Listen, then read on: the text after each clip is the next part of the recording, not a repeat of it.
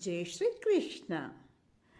ஆடி மாத சுக்லபக்ஷ சதுர்த்தியும் பூர நட்சத்திரமும் கூடிய நன்னாளில் பெரியாழ்வார் என்ற விஷ்ணு சித்தருக்கு நந்தவனத்திலே துளசி செடிக்கு கீழே கிடைத்த அழகிய மகவாம் கோதை எனும் ஆண்டாள் பூமி தாயின் அவதாரமாக கருதப்படுகிறார்.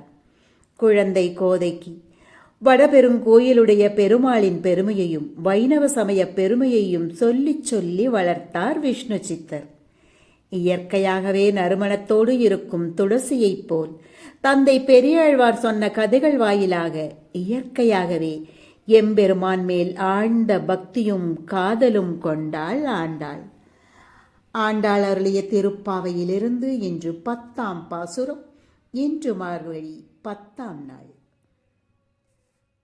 நோற்று ஸ்வர்க்கம் புகுகின்ற அம்மனாய் மாற்றமும் தராரோ வாசல் திறவாதார் நாற்றத்துழாய் முடி நாராயணன் நம்மால் போற்றப் பறைதரும் புண்ணியனால் பண்டொரு நாள் கூற்றத்தின் வாய் வீழ்ந்த கும்பகருணனும் தோற்றும் உனக்கே பெருந்துயில் தான் தந்தானோ ஆற்ற அனந்தல் உடையாய் அருங்கலமே தேற்றமாய் வந்து திரவேலோரெம்பாவாய்.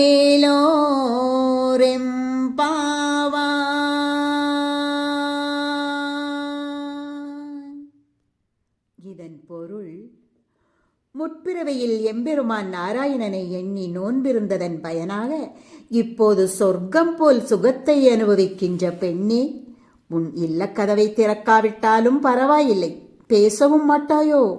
நறுமணம் வீசும் துளசியை தலையில் அணிந்த நாராயணனை நாம் போற்றி பாடினால் அவன் நம் நோன்புக்குரிய பலனை உடனே தருவான். முன்னொரு காலத்தில் கும்பகர்ணனை தூக்கத்திற்கு சான்றாகச் சொன்னார்கள். நீ அவனையும் தோற்கடித்து விடுவாய் போல் தெரிகிறது. சோம்பலின் இருப்பிடமே, கிடைத்ததற்கரிய அணிகலனே, தடுமாற்றமில்லாமல் கதவை திறந்து வெளியே வருவாயாக. யாராவது நன்றாக தூங்கினால் சரியான கும்பகர்ணன் என்போம் நாம். இதை பல்லாயிரம் ஆண்டுகளுக்கு முன்னரே ஆண்டாள் குறிப்பிட்டிருப்பது அவரது நகைச்சுவை உணர்வை நமக்கு புலப்படுத்துகிறது. மேலும் தான் மட்டும் இறைவன் அருள் பெற்று இன்புற்றால் போதும் என்றில்லாமல் அனைவரையும் வருந்தி அழைத்து நீராட அழைத்துச் செல்வது அவரது பொதுநலப் பண்பை நமக்கு புலப்படுத்துகிறது.